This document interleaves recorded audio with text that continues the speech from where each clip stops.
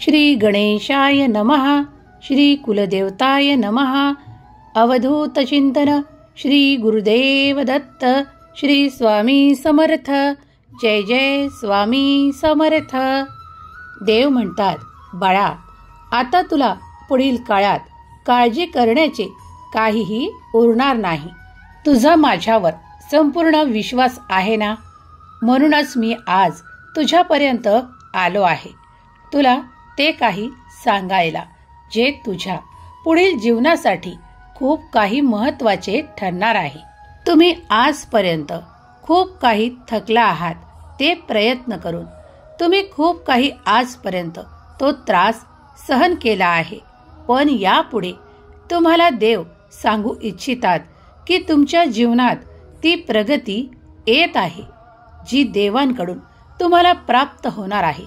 तो देवाचा प्रगतीचा आशीर्वाद, एक चमत्कार तुमच्या सोबत होणार आहे. देव म्हणतात, तुझ्या प्रत्येक प्रगतीच्या दिशा मी आता उघडू इच्छितो, कारण तुझ्यासाठी माझा आशीर्वाद आता कार्य करणार आहे. देव म्हणतात, तू जेव्हा जेव्हा माझ्याकडे खूप काही श्रद्धेने आणि आशेने पाहतोस, तेव्हा बाळा, मीही तुझ्याकडे ते चमत्कार आणि ते आशीर्वाद काही नियोजन करून पाठवू इच्छितो. ते घेण्यासाठी तू तुझे दोन्ही हात मोकळे कर आणि ते आनंदाने स्वीकार कर. देव म्हणतात, माझे प्रेम आणि माझे आशीर्वाद तुझ्यासाठी आणि तुझ्या संपूर्ण कुटुंबासाठी आहेत. देव म्हणतात, तू फार विचार करतोस, मी तुला बघत आहे. देव म्हणतात, विचार करणे, काळजी करणे थांबव, कारण आता तुझ्या प्रगतीच्या नाना दिशा तुला उघडताना दिसून येतील. बाळा, तुम्ही जेव्हा काही नियोजन करून कार्य करता तेव्हा ते अगदी पुढे जायला तयार असते, तेव्हा देवांचा आशीर्वाद त्या तुमच्या नियोजनासोबत जुळून तुम्हाला खूप काही प्रगती देत असते. तेव्हा तुम्ही त्या प्रगतीसाठी तयार आहात, सज्ज आहात. देवांचा आशीर्वाद तुमच्याकडे अगदी अचानक, तुम्ही कधीही विचार न केलेल्या दिशेने तुमच्याकडे येणार आहे. तुमच्याकडे माता लक्ष्मीचा आशीर्वाद अशा अचानकपणे, आर्थिक समृद्धीच्या वाटा अशा अचानकपणे तुम्हाला प्राप्त होतील, ज्यामुळे तुमचे पुढील जीवन अगदी सहजतेने आणि आनंदाने तुम्ही पार कराल. देव म्हणतात, आजपर्यंत तू जी काही काळजी करत होतास त्याचा अंत निश्चित आहे. देव म्हणतात, बाळा, चिंता करणे सोड, नामस्मरणात आणि देवाच्या चिंतनात वेळ घालव. त्या चिंता निरर्थक तुझा वेळ वाया घालत आहेत, त्यांच्याकडे दुर्लक्ष कर आणि नामात ध्यान दे. ईश्वर चिंतन कर. परमेश्वराचे चिंतन तुझ्यासाठी ते असे अचानक द्वार उघडणार आहे जिथून तुमच्यासाठी ती समृद्धी, ते ऐश्वर्य, तो लक्ष्मीचा आशीर्वाद तुम्ही प्राप्त करणार आहात. ज्या आर्थिक चमत्कारांसाठी तुम्ही आजपर्यंत खूप काही भटकला आहात, खूप काही प्रयत्न करून थकत आला आहात, पण आता इथून पुढे तुमच्यासाठी ते द्वार देव उघडू इच्छितात. देवांची इच्छा आहे की तुम्ही या द्वारात आनंदाने प्रवेश करावा. देव म्हणतात, मागील काळात तू खूप काही कष्ट तुझ्या कार्यांवर घेतले आहेत. आता आजपर्यंत तुला जे काही प्राप्त झाले नाही ते इथून पुढे आता तू प्राप्त करणार आहेस.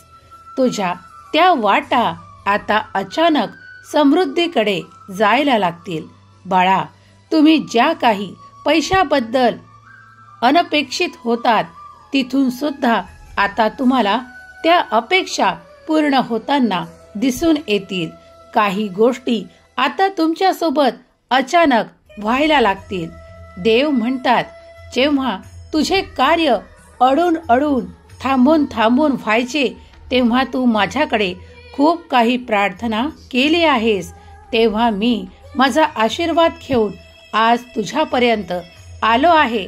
तू ज्या गोष्टींसाठी खूप काही दुःखी राहायचा, आता त्या सर्व बाधा नष्ट होतील. कारण तुम्ही देवांचा धावा केला आहे. तुम्ही देवांचे नामस्मरण केले आहे. देवांनी आता तुमच्याकडे ते आशीर्वाद देण्याचे योजिले आहे. ते अनपेक्षित मार्ग तुमच्याकडे येताना तुम्ही पाहाल. देव म्हणतात, जो कोणी प्रयत्नवादी राहून माझी प्रार्थना करतो त्याला मी ते नक्कीच देतो. देव म्हणतात, जर तुला ती कमतरता होती तर येत्या काळात ती कमतरता नष्ट करण्यात येत आहे. तुझ्या कार्यातल्या त्या बाधा नष्ट होतील. बाळा, विश्वास ठेव. तुम्ही तुमच्या कार्यात मन लावा. कुठल्या बाधा कोण आणत आहे यासाठी तुमचा देव सामर्थ्यशाली आहे. तुम्ही देवांवर विश्वास ठेवता तेव्हा देवांच्या अफाट शक्तीवर विश्वास ठेवा. देव तुम्हाला कधीही अंधारात राहू देतील नाही. तुमच्यासाठी ते आता अचानकपणे असे आशीर्वाद तुम्हाला प्राप्त होताना दिसून येतील की तुम्ही देखील अचानक प्राप्त झालेल्या यशामुळे, प्रगतीमुळे खूप काही आनंदी राहणार आहात. देव म्हणतात, जेव्हा तू प्रयत्न करत होतास तेव्हा तू खूप काही दोष सुद्धा देवाला देत होतास की देवा, माझेच नशीब असे का. पण बाळा, तुझी त्याही परिस्थितीत मी कधीही साथ सोडली नाही आणि आज देखील सोडलेली नाही आणि उद्या देखील सोडणार नाही. माझ्यावर संपूर्ण विश्वास ठेव. कारण आता तुझ्याकडे जे अचानक येणार आहे ते तुमच्या समृद्धीचे मार्ग आहेत. तुमच्यासाठी प्रगतीचे मार्ग उघडल्या जात आहेत. तुम्ही तुमच्या जीवनात जे काही शिकू इच्छिता ते तुम्हाला प्राप्त होईल. जे कोणी ती लक्ष्मी प्राप्ती करू इच्छितात त्यांच्यासाठी ती लक्ष्मी प्राप्ती येत आहे. देव म्हणतात, जे कोणी कार्यसिद्धीसाठी प्रयत्न करत आहेत त्यांना त्या कार्यात यश प्राप्त होणार आहे.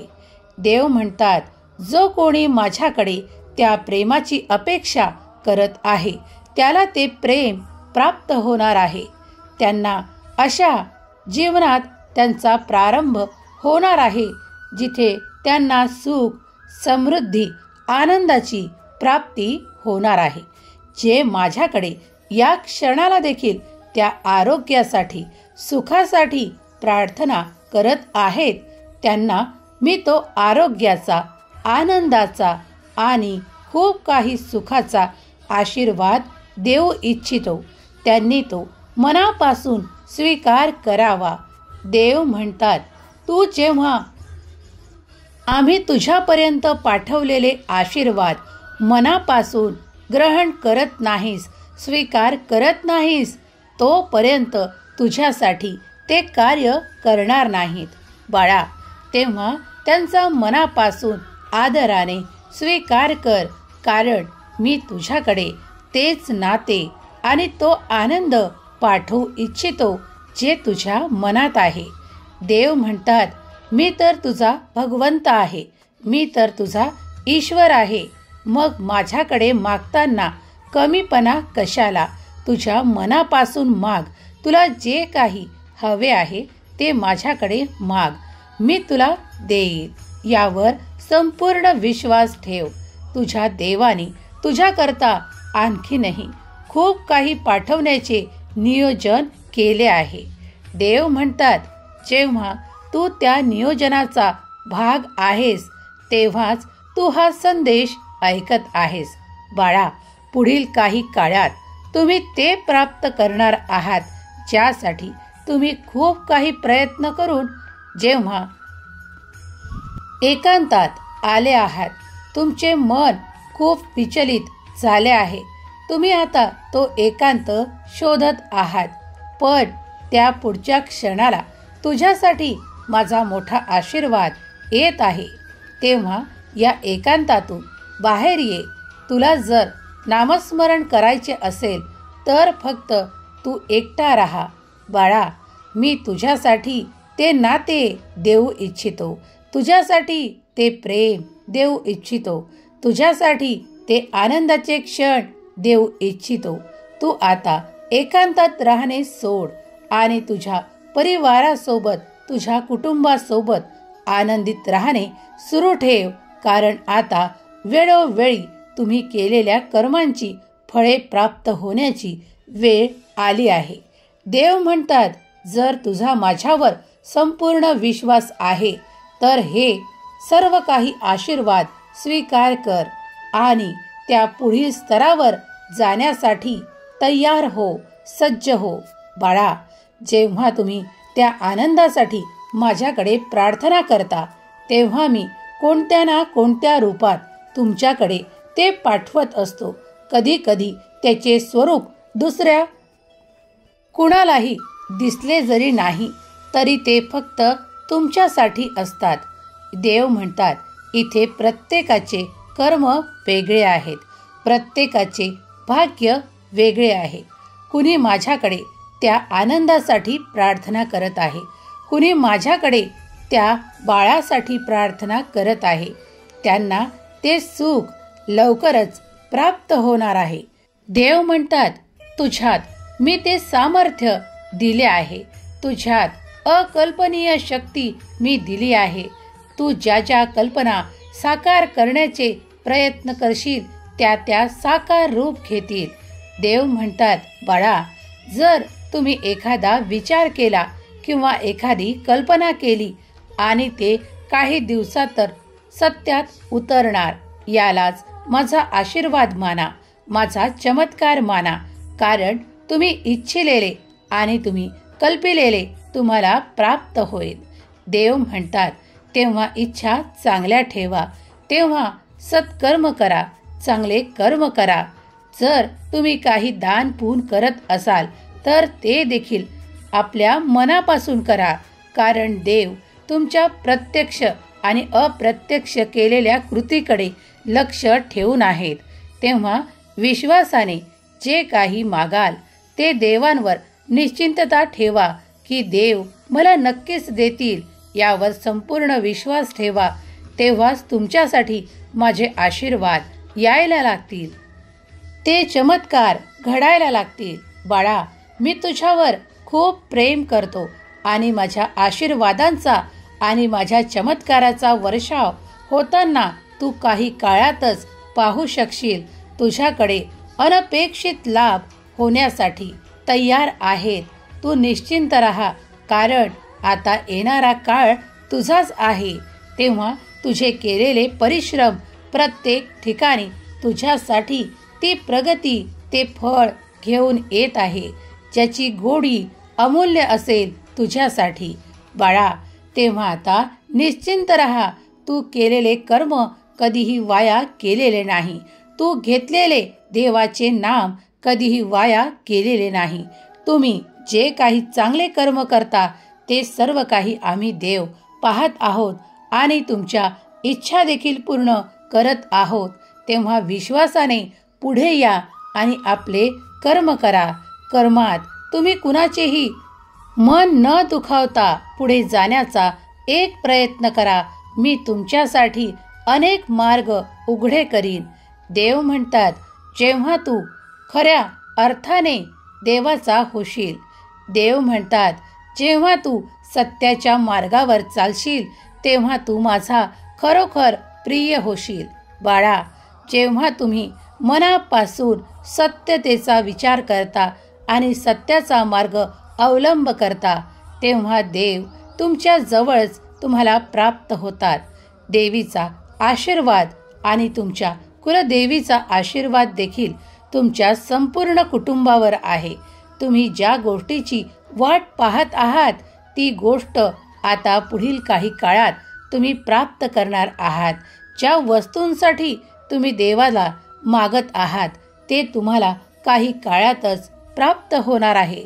तुमच्या अडचणींसाठी तुम्ही देवाला आज जे काही मागू इच्छिता ते तुम्हाला येणाऱ्या काळात नक्कीच प्राप्त होईल. या संदेशांवर जो कोणी विश्वास करेल, हे दैवी संदेश ज्यांपर्यंत पोहोचतील त्यांच्यावर माता लक्ष्मीची कृपा निरंतर राहो. त्यांचे घर सुख संपन्नता वैभवानी भरून राहो. त्यांच्याकडे कधीही अन्न धान्य कमी पडू नये. त्यांना माता लक्ष्मीच्या स्वरूपात अन्नपूर्णेचाही आशीर्वाद प्राप्त राहो. हीच स्वामी माऊली चरणी प्रार्थना. स्वामी माऊली सदैव त्यांचे रक्षण करोत, त्यांच्या मुलांचे रक्षण करोत, त्यांच्या आयुष्यात ते सुख वैभव आनंद देवोत. हीच स्वामी माऊली चरणी प्रार्थना. श्री स्वामी समर्थ. जय जय स्वामी समर्थ. श्री स्वामी समर्थ. जय जय स्वामी समर्थ.